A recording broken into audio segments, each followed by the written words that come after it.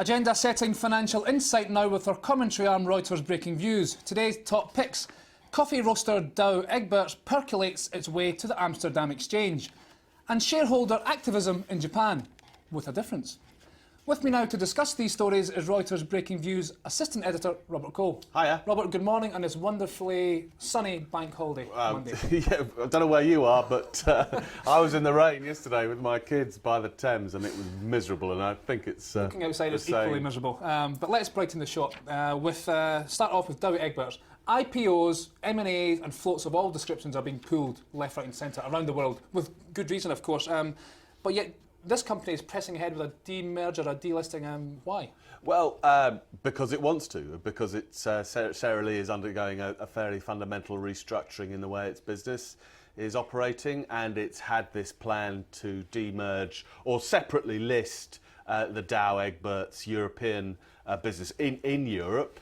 And as far as we can tell, it's sort of not got a great deal of publicity, this particular one recently. But as far as we can tell, it's still very much on track to list itself as an independent entity, sometimes towards the end of June. But how much are we talking about? I think it's quite a sizable business. It's running to perhaps $5 billion worth, and it clearly has some difficulties, faces some hurdles, not least of which is that, we had Graf and Formula One pulled last week. Here we have a business which up to a point is a brand business as well, but it seems to be pressing ahead.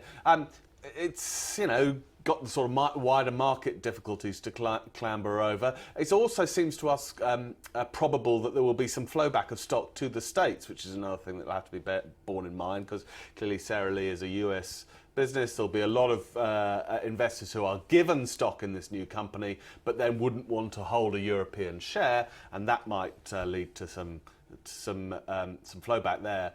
And yeah, it's not the most exciting business in the world, but we think that the top management there are quality, and it will have to, if you like, create its own caffeine buzz. But no reason why it can't do quite well. Really. As you touched on there, it doesn't really sound like the business to set pulses racing, and even its name, DE Master Blenders 1753. That's its official title. It doesn't roll off the tongue, and it's not a catchy title, but maybe that's one of its strengths. Yeah, I think in this current climate, I think that's absolutely right. Actually, that we want safe, reliable businesses, and it's part of that reason we think that with a following wind and with some caveats, we think this one might be all right.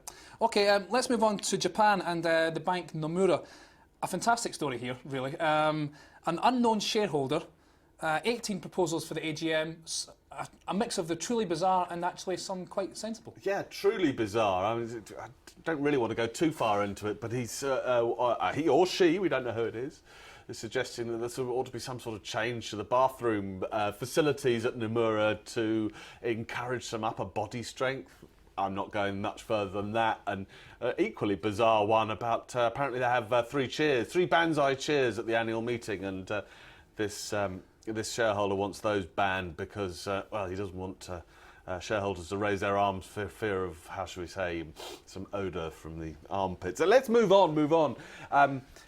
Because was that the truly bizarre or the sensible ones? That was the truly bizarre, but there are some sensible ones. That's there's a thought that pay might be related to performance, and hold on. Sorry, can you repeat that? Yeah. Okay. Yes, no, this is the one we think is sensible, not peculiar, and indeed that rights issues should be used rather than common stock issuance, so that shareholders aren't diluted. So it's a very odd kind of mixture of really quite bizarre and really quite sensible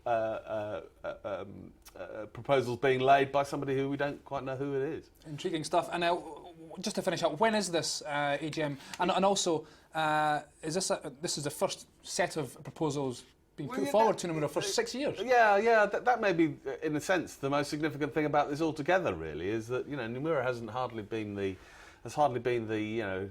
standout stock over the last few years, and yet shareholders haven't been putting up motions. Here we have somebody who, yes, slightly bizarre, slightly sensible, is the first time that Nomura has had this kind of pressure put upon it, and that may be the most significant thing that comes out of this shareholder meeting, which happens later this month. The shareholder spring reaching Japan. Robert, thank you very much. Well, that's all for now. My thanks there to Robert Cole. For more agenda-setting financial insight, watch our US Breaking Views show every day at 12:30 Eastern, 17:30 British Summer Time. I'm Jamie McGeever. This is Reuters.